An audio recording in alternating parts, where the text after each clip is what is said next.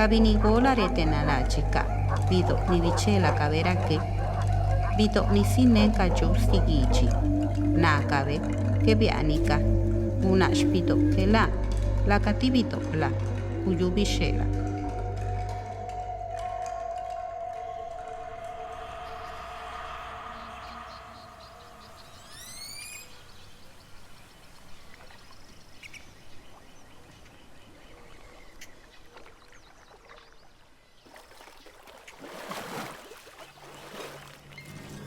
Esta pieza lo encontré cuando tenía yo 14 años, en 1960.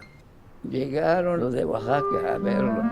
Tomaron medida de altura y de ancho para que lo subieran en su camioneta. Yo nunca supe dónde lo llevaron. La labor de los arqueólogos continuaba incesante.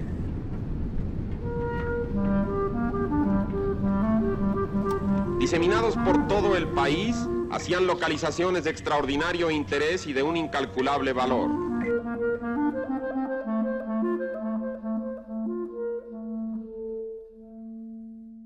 Pasó años, muchos años. Ya va para 61, si no lo he visto, pues.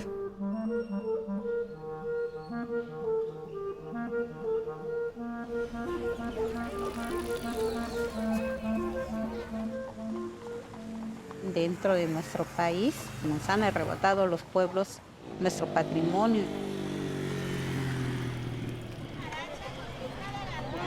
Hay que devolver a los pueblos lo que se nos ha quitado.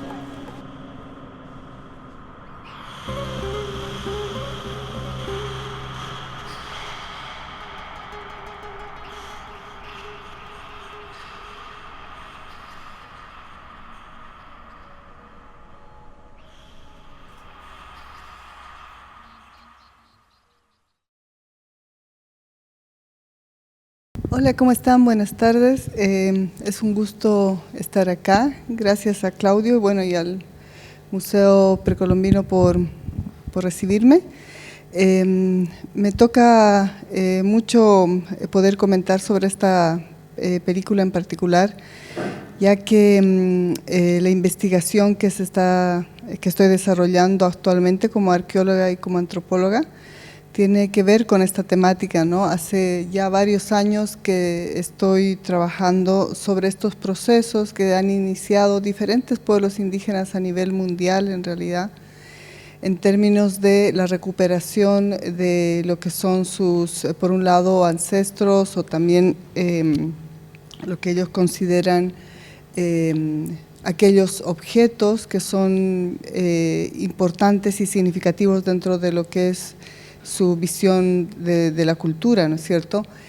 Y yo creo que esta película nos puede permitir reflexionar un poco sobre este proceso que muy claramente se inició, como les contaba, ¿no? a un nivel mundial ya en los años 60, en países como Estados Unidos, como Canadá.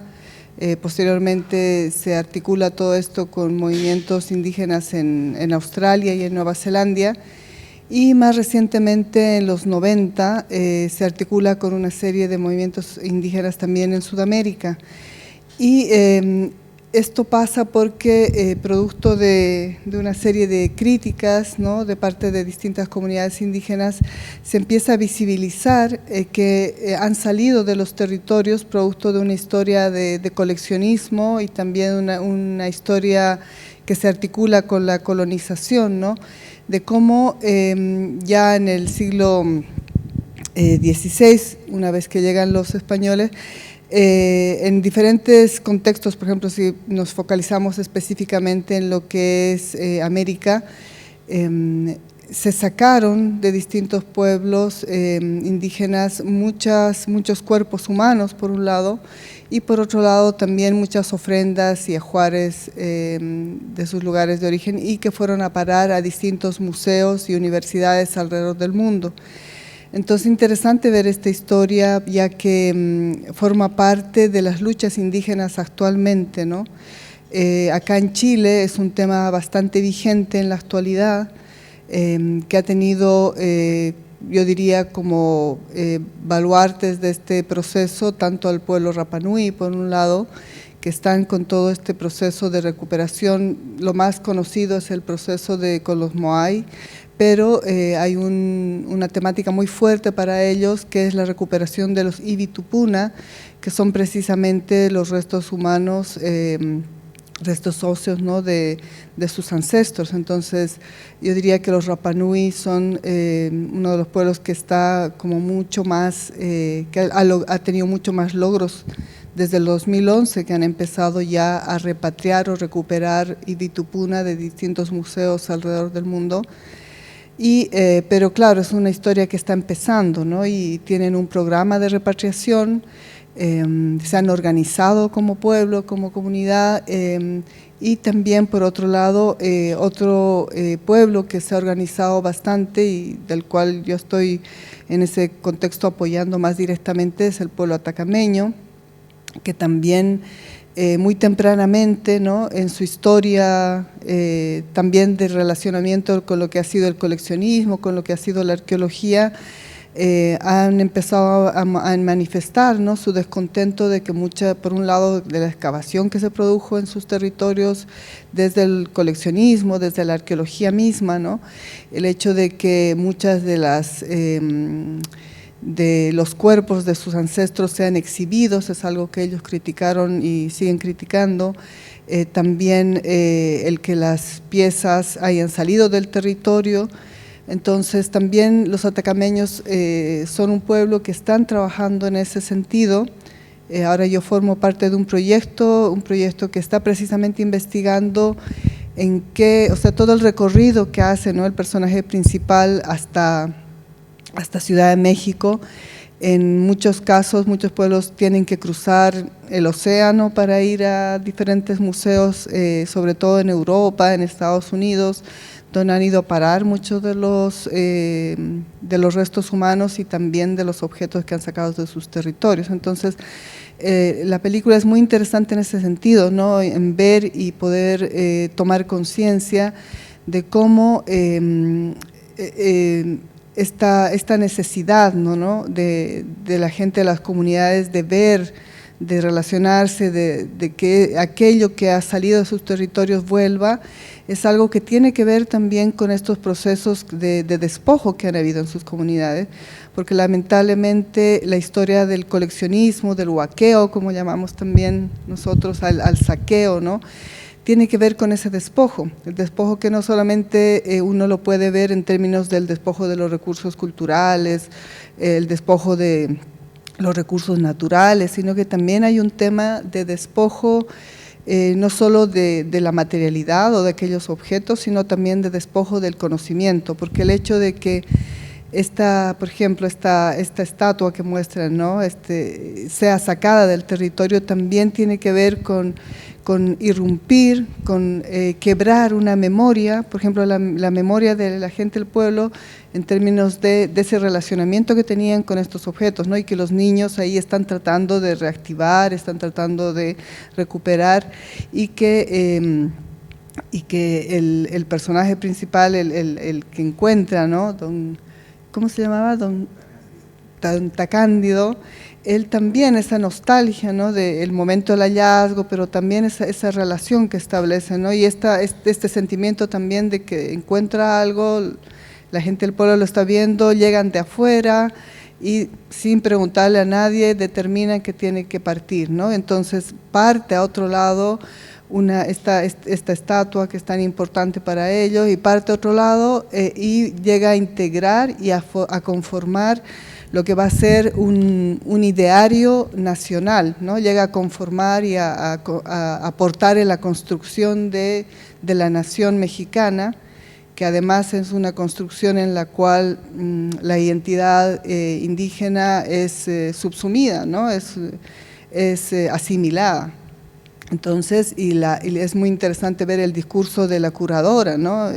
Su discurso es todo el rato: esto es de todos, ¿no?, esto es de la nación mexicana, precisamente es el discurso, somos todos iguales, dice, ¿no? Entonces, todo el rato ella está utilizando precisamente los argumentos que utilizan actualmente muchos museos y también muchos de nosotros como investigadores que también hemos sido disciplinados de alguna forma, ¿no? Y educados en la universidad con esta idea de que los arqueólogos, los antropólogos, también nosotros aportamos en esta construcción de la nación, ¿no? Tenemos un discurso muy nacionalista en ese sentido.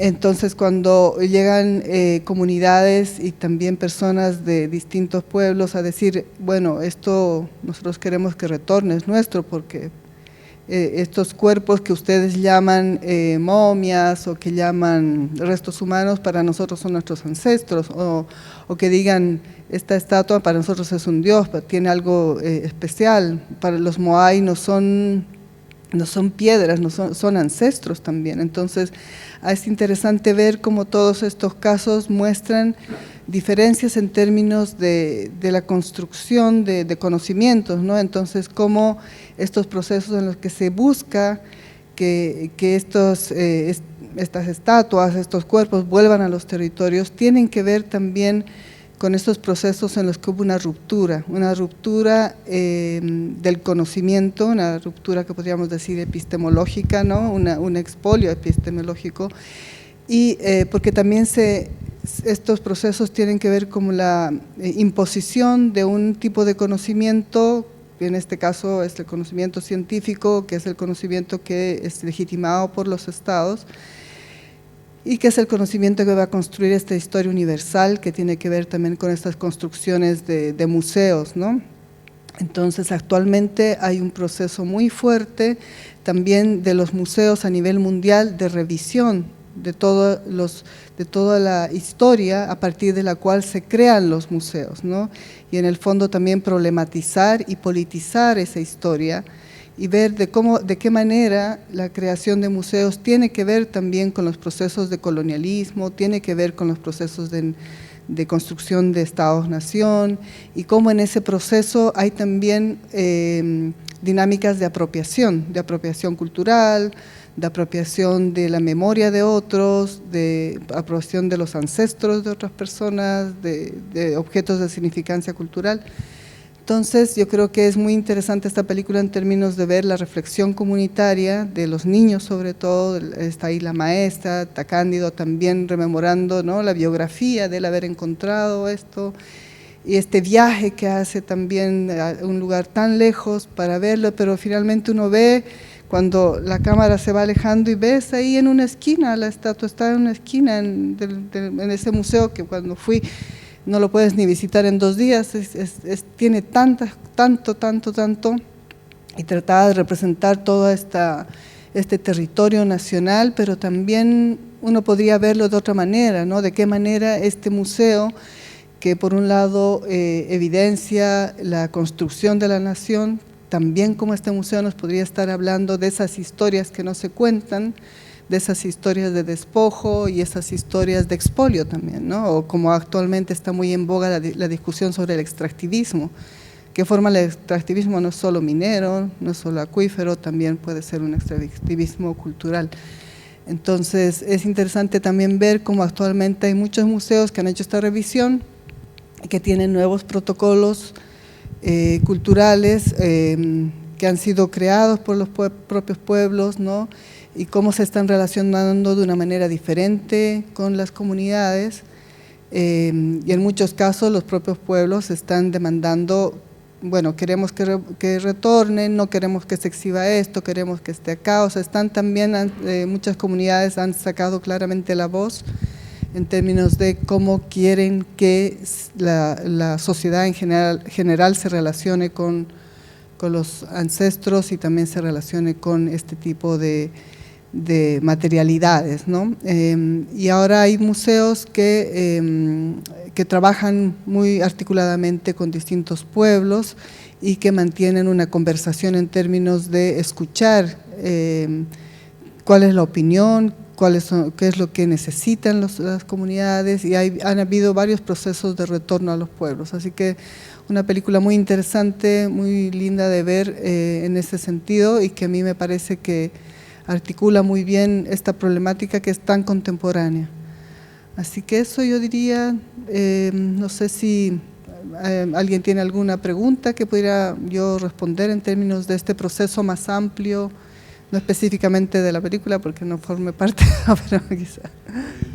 Yo pensaba, claro, está este proceso que está pasando que hace 20 años, o sea, ahora está mucho, las cosas se van poniendo de moda, y ahora sí está eso, pero si es que un joven tacándido actual encontrara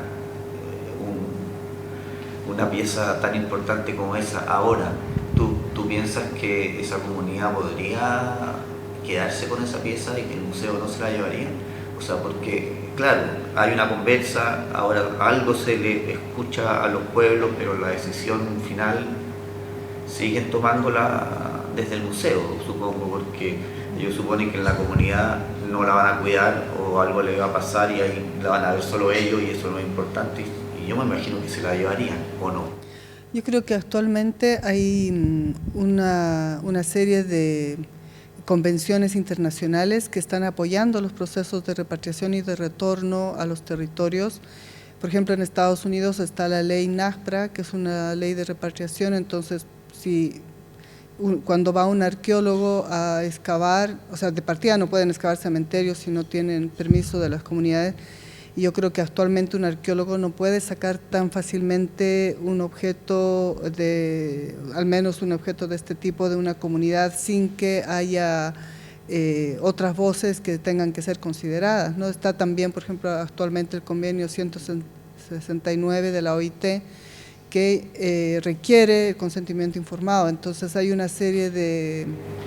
Pero ese convenio sabemos que no se cumple, está en la ley, en Chile también, para todo el medio ambiente y la protección de los territorios, está el convenio, pero yo creo que actualmente están más empoderadas también las comunidades para hacer que se cumplan. Por ejemplo, en San Pedro de Atacama, la comunidad de Toconao tiene su protocolo cultural y dice cuando llega un arqueólogo tiene que pedir estos permisos a la comunidad. Entonces ahora yo creo que está mucho en manos de las comunidades también que se vaya a hacer cumplir, ¿no? Y también estos procesos de repatriación tienen que ver con eso. Por ejemplo, en territorio mapuche, en el Museo Mapuche de Cañete, están trabajando con temas de reentierro, han trabajado con la comunidad para retirar de exhibición todo aquello que consideran que es sagrado, los cuerpos, también diferentes elementos, y han iniciado ciertas comunidades procesos de solicitud o para repatriar ciertos elementos desde museos europeos, porque también está lleno de colecciones que están en otros museos, ¿no? Entonces, yo creo que actualmente ya no es como antes tan fácil, y también yo creo personalmente que una curadora no podría responder tan fríamente como responde ella, ¿no? Así como muy impresionante, no le interesa para nada hablar con las personas, ¿no? Entonces yo creo que actualmente hay mayor sensibilidad y están convenciones de la UNESCO, hay de la Declaración de los Derechos de los Pueblos Indígenas, o sea, diferentes elementos de la norma internacional que yo creo que apoyarían los reclamos en este sentido. Y eso, digamos. ¿Sí?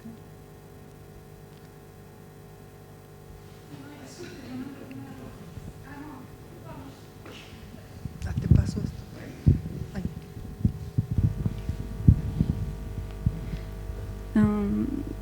No, solo tenía una reflexión sobre este museo o casa de cultura, que entiendo que no puede responder preguntas específicas, pero en esta importancia de crear instituciones propias o archivos, en ese caso museos, y cuáles son las dificultades tal vez de financiamiento, porque no sé si era finalmente el estado de Oaxaca que posiblemente financiaba este lugar, y es igualmente una manera de depender del Estado, ¿no?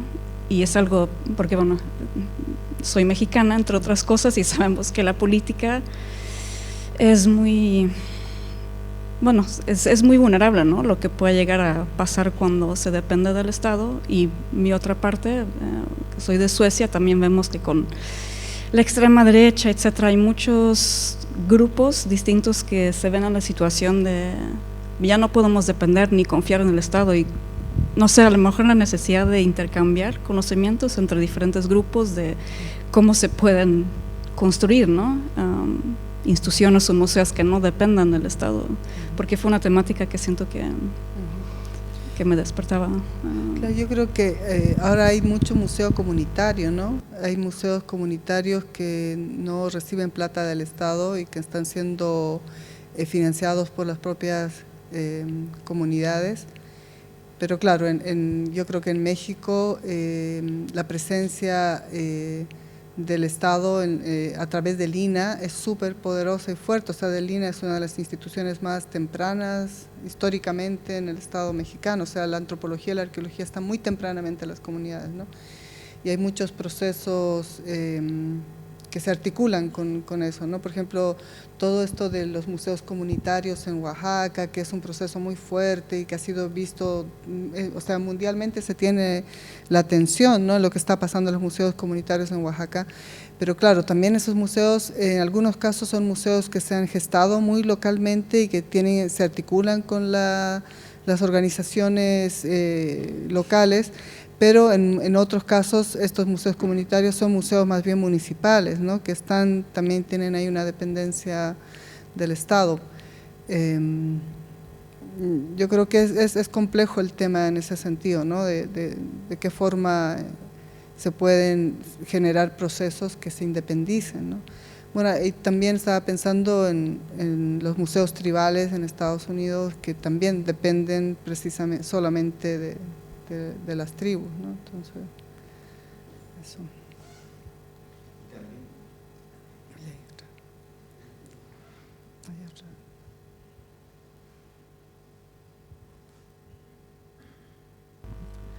Hola, felicidades por la exposición y bellísima la película también, me trajo muchos recuerdos. Ayer la Universidad de Chile, en su Facultad de Arquitectura, a las 12 del día, lanzó acá una nueva propuesta para lo que es la ley de patrimonios, ¿ya? Cómo va a ser resguardada de todo esto. Y se hablaba acá acerca de la institucionalidad. El problema se suscita, que yo siempre me pregunto, que nos llenamos siempre de leyes, siempre de una pila de, ¿cómo le llaman?, políticas públicas, pero que hay una fragmentación desde parte de la institucionalidad para hablar entre ellos. Si bien quedó muy claro, donde se tomó este tema acerca de los restos arqueológicos, pero hablábamos también sobre el patrimonio de los edificios, el patrimonio que lo es todo, absolutamente todo, como, aparte que todo esté todo normado y protegido, una vez que llega finalmente al detalle, no hay un diálogo entre las instituciones para todo esto. Entonces uno propone una cosa, uno sabe otra cosa, en fin, y todo eso. Por lo tanto, nunca están los resultados esperados. Eso me llama muchísimo la atención. Me imagino que no tan solo es un patrimonio de Chile, esa fragmentación, sino que de México y el mundo entero.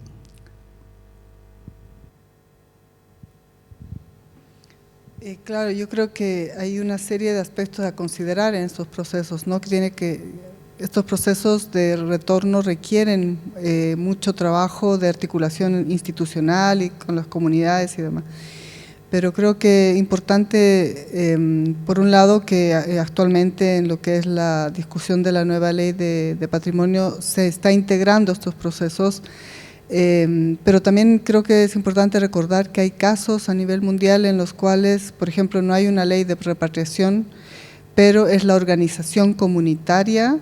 Por ejemplo, en Australia, en Nueva Zelanda, son las organizaciones comunitarias, como el caso Rapa Nui acá también, las que están logrando que estos procesos funcionen, ¿no?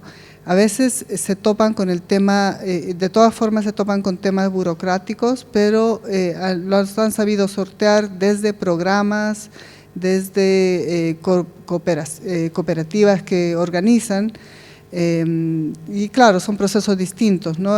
Como a diferencia de lo que pasa en Estados Unidos, que sí tiene una legislación de patrimonio, o como está pasando en Argentina, que también tiene una ley de restitución. Entonces, yo creo que hay muchos actores que pueden trabajar en conjunto para apoyar estos procesos, y ha sido interesante porque cuando se inician estos procesos se pensaba que ya lo que era la arqueología o los antropólogos decían, bueno, si con los procesos de repatriación ya no vamos a tener trabajo, igual la gente de los museos pensaba, no, uy, no, qué terrible, pero precisamente estos procesos han hecho que se generen muchos proyectos de trabajo conjunto, así que Yo creo que es ahí también interesante de ver eso.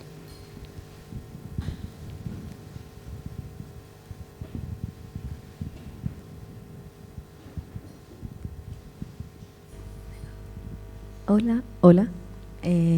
Bueno, muchas gracias por la exposición y por compartir las experiencias también. A mí justamente respecto a este tema de distintos actores involucrados, porque sabemos que los cambios institucionales son necesarios, pero tienen sus propios ritmos también y trabas. Me quedaba un poco la duda respecto a la reflexión de la disciplina de la antropología, la arqueología, las ciencias sociales en general, como también desde su experiencia trabajando en la Universidad de Chile como académica, docente, no lo retuve tanto en la presentación inicial, porque claro, me pasó cuando escuchaba el momento de la curadora en el documental que es muy desagradable escucharlo, que creo que remueve muchas cosas.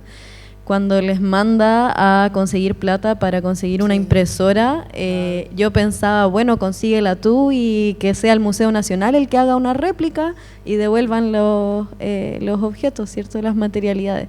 Entonces me hacía pensar también en el rol de las ciencias sociales, de la antropología también en particular y la arqueología, como qué desafíos ve usted desempeñándose en el lugar en el que está ahora actualmente, o cómo ve que se pueden hacer cambios. Pienso también cómo se puede, pensando en el futuro de la disciplina y en formar a nuevos y nuevas profesionales en otro rol, que no es el original de estas disciplinas que sabemos que se desarrollaron y se crearon muy también para asentar la colonización finalmente. Eso era mi pregunta. Bueno, muchas gracias por la pregunta. Bueno, soy académica de la Universidad de Chile y también investigadora desde hace casi 5 años. Y creo que para las disciplinas de la arqueología y la antropología ha sido un desafío, ¿no? Y un desafío maravilloso porque desde mi perspectiva, todos estos movimientos indígenas y estas demandas que han hecho a la disciplina, que se han articulado con una serie de críticas a nuestro quehacer, tanto en la práctica como en el discurso, han generado que precisamente se produzca un proceso de reflexión interna, ¿no? Que claro, está desarrollado de manera dispar, diría yo. Hay escuelas o contextos académicos en los que se ha generado un discurso, o sea, una mayor reflexión que en otros, y sin duda también son procesos heterogéneos, ¿no?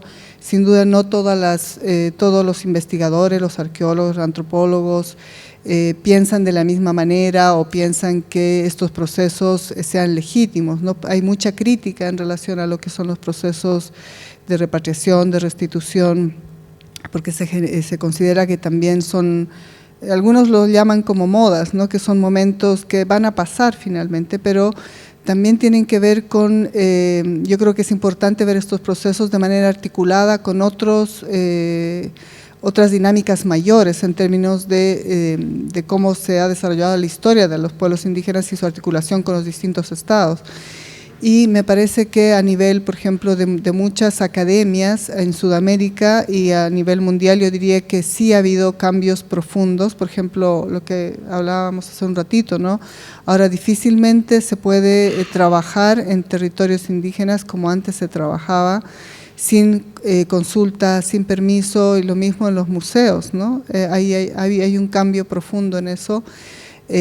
Quiéranlo o no, muchos colegas, el cambio se ha dado, ¿no? Entonces yo creo que hay una sensibilidad mayor, que es muy importante, y también hay mucho, se ha escrito harto sobre este tema, ¿no? Hay un proceso que se llama de descolonización de la arqueología, descolonización de la antropología, y se está reflexionando en eso, ¿no? De cómo generar cambios.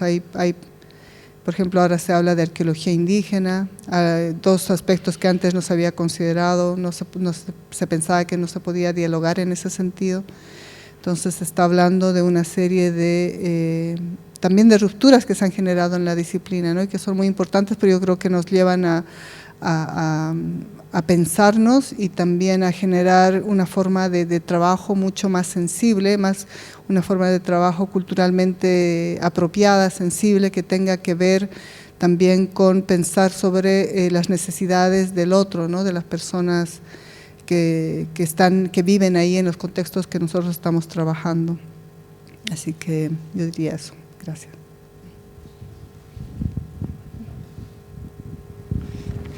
Muchas gracias, Pati. Bueno, muchas gracias.